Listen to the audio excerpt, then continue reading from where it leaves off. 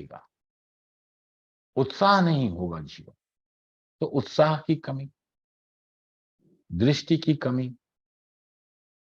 Intensity की कमी, ये मन के रोग हैं और शरीर पर परिलक्षित होंगे।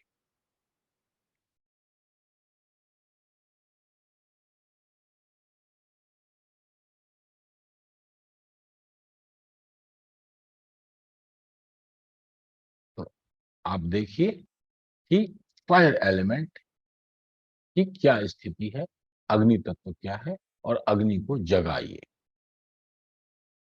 तब जीवन एक उत्साह होगा। दीपावली आ रही है, क्या जगह है आपके अंदर? उत्साह जग रहा है, उसी का तो आनंद ले रहे हैं हम लोग। दिया जलाएंगे, अंधकार दूर होगा। टाइम का आपके पास समय नहीं है, किसी के पास टाइम कहाँ है? टाइम कहाँ है? क्या बढ़ गया आपके अंदर? इंटेंसिटी बढ़ गई, स्पीड बढ़ गई, और आपको पता ही नहीं चल रहा है कि समय कैसे व्यतीत हो रहा है, समय कम पड़ रहा है। तो यह दीपावली जो त्योहार है वो है फायर एलिमेंट। होली नहीं, होली जल तत्व। भारत की संस्कृति इतनी गूढ़ है, आपको पता भी नहीं चलेगा कि जो रिचुअल्स, जो त्योहार आप कर रहे हैं, या जो हमने सभ्यता का विकास किया है, उसके एक एक के अंदर इतनी गूढ़ दृष्टि है, इतनी गूढ़ दृष्टि है कि एक साल में इन पांचों तत्वों को बैलेंस करने के लिए त्योहार बने। व्रत उपवास के नियमों को अगर ढंग से फॉलो करेंगे तो यह हमारी दीपावली का त्योहार फायर एलिमेंट है, इंटेंसिटी। और इससे किस चीज की प्राप्ति होगी आपको जीवन में? धन की। फायर एलिमेंट ही मनी को लेके आता है। यह धन को आकर्षित करता है। धन का यहां मतलब है साधन, किसी भी तरह के धन, लक्ष्मी। इसीलिए हम इसे महालक्ष्मी का त्योहार कहते हैं, दीपावली को। फायर एलिमेंट ही धन है, साधन है, गोल्ड है, स्वर्ण है। तो अगर आपको अपने जीवन में सोना चाहिए, साधन चाहिए, लक्ष्मी का चाहिए, तो इंटेंसिटी चाहिए, आपको चाहिए फायर एलिमेंट।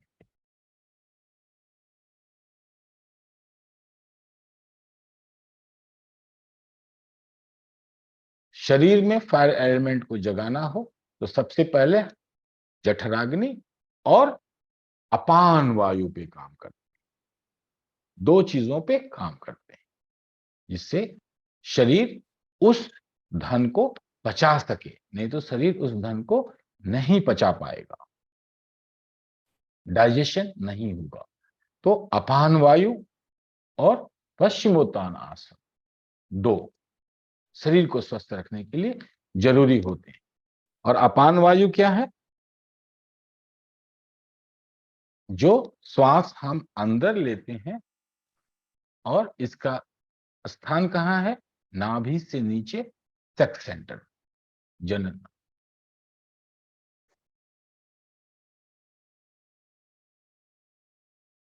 अपान वायु और जठराग्नि का प्रदीप्त होना, कि उस धन का पाचन हो, साधन पचे।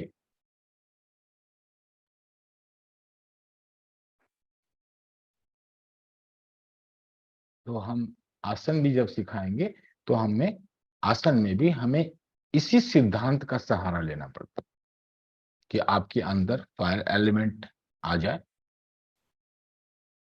आपकी जठराग्नि सही हो जाए, और आपकी अपान वायु सही हो जाए। मतलब जब आप श्वास ले तो वह श्वास आपके नाभि से नीचे तक उसका स्पंदन महसूस हो। तो इस तरह से ध्यान की विधियां बनती हैं कि ये ध्यान आपको ऐसे करना है, तो इस तत्व का उदय होगा आपके अंदर। साधना पद्धतियों का विकास शुरू हो जाता, और इस तरह से हम कह पाते हैं कि नहीं ये आप सही कर रहे हैं, नहीं ये आप गलत कर रहे हैं। आपके अंदर इस एलिमेंट की प्रधानता है, यह तत्व प्रधान है, आपकी बुद्धि में यह तत्व प्रधान है, और इसी से आपके अहंकार का उदय हो रहा है।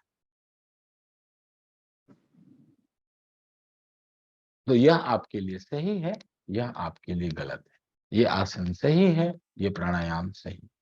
ये कीजिए, ये खाइए, आयुर्वेद बोलेगा ये खाइए और ये मत खाइए, और कुछ नहीं कहता।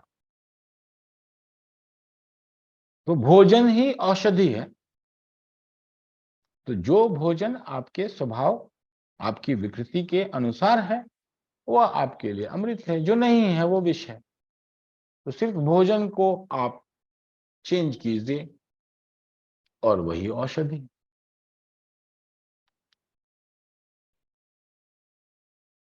पश्चिम के ज्ञान में और पूरब के ज्ञान में, पश्चिम की दृष्टि से पैदा हुए साधनों में पूरब की में अंतर है। क्या अंतर है कि पश्चिम एनालिटिक है, निगेटिव ढंग से सोचता है, कहेगा जब आपके अंदर कोई बीमारी नहीं है तो आप स्वस्थ हैं। डेफिनेशन यही है, परिभाषा ये है, ये जीरो है।